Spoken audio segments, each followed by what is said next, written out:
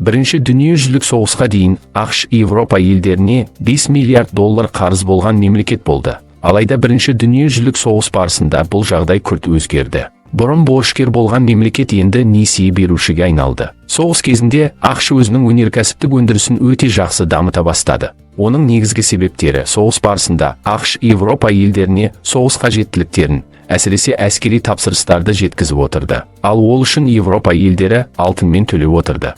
Сонымен қатар ақштың соғысқа кеш кірігуі, елдермен сауда-саттық қатынастардың дамуы, түрлі қаржы орталықтарының көбеюі арқасында ақш әлемнің қаржы орталығына айналды.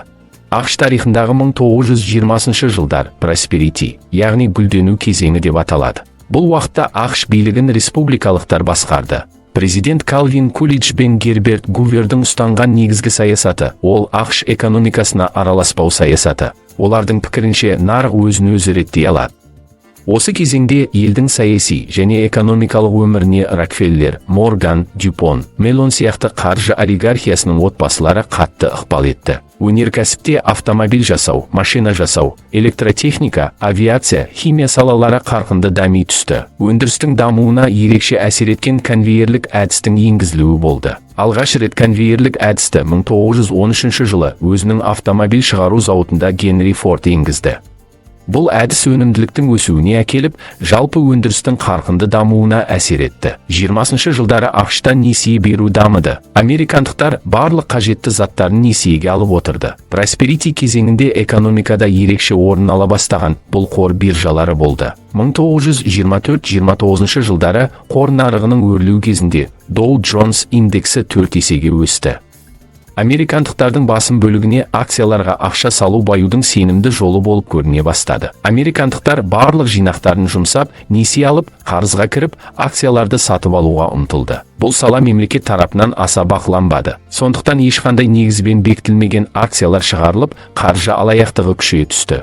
Бұл 1929 жылы басталған дағдарыстың басталуына түрткі болды. 24 қазан 1929 жылы Уолл-стриттегі қор биржасында акция бағалары құлдырап, күрт түсіп кетеді. Ірі салымшылар пайдасыз болып қалған акциялардан құтылуға ұмтылады. Бұл күн қара бейсенбі атымен тарихта қалады. Қара күндер ары қарай жалғасын таба берді. Бастапқыда банктер жағдайды тұрақтандыру үшін акцияларды сатып ала бастайды. Бірнеше күнге жағдай тұрақталады. Дегенмен дүйсенбі күні тағы да нарықты құлдырау басталады. Барлығы өз акциясын сатып жіберуге тырысады. Бұл күн қара дүйсенбі болады. Ары қарай акция бағалары одан да төмендеп, биржадағы үрей мен дүрбелең тереңдей түсті. Осылайша дағдарыс басталады. Биржадағы бағалардың негізсіз тым өсуі мен акциялардың көп болуы спекуляциялық әрекеттердің өршуіне әкеліп, дағдарыстың бір себебі болды.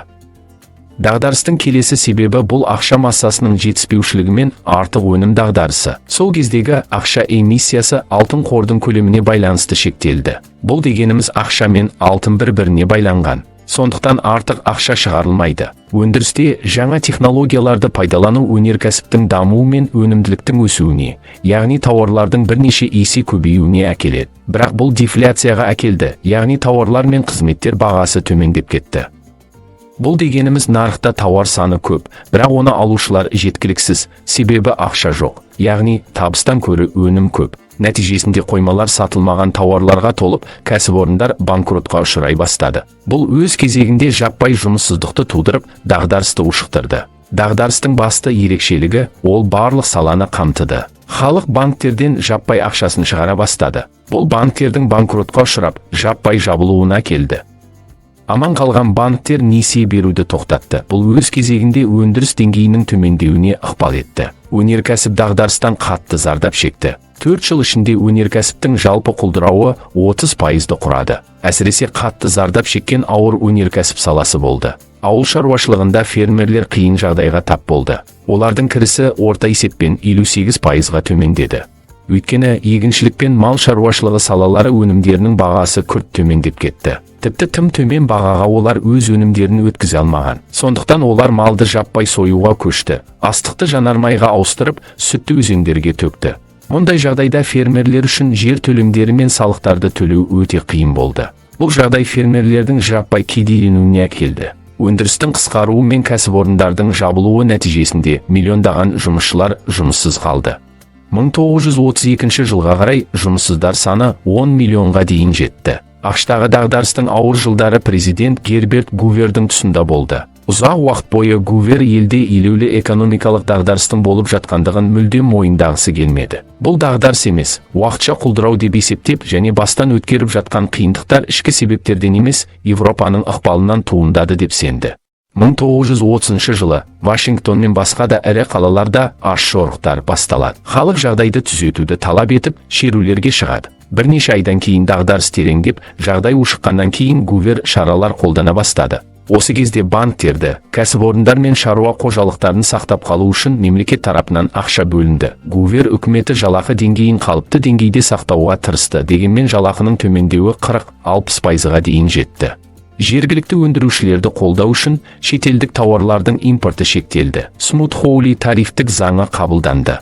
Бұл заң бойынша шетелден келетін тауарларға жоғары кедендік салық орнатылды. Бірақ европалықтар да дәл осындай тәсілді американдық тауарларға қолданады және бұл өз кезегінде сауда-саттықтың төмендеуіне әкеледі. Кедейлер мен жұмыссыздарға гуманитарлық көмек көрсетіле бастады. Салықтар қысқартылып, әкімшілік ғимараттар мен жолдардың құрылысына жұмыссыздар тартыла бастады.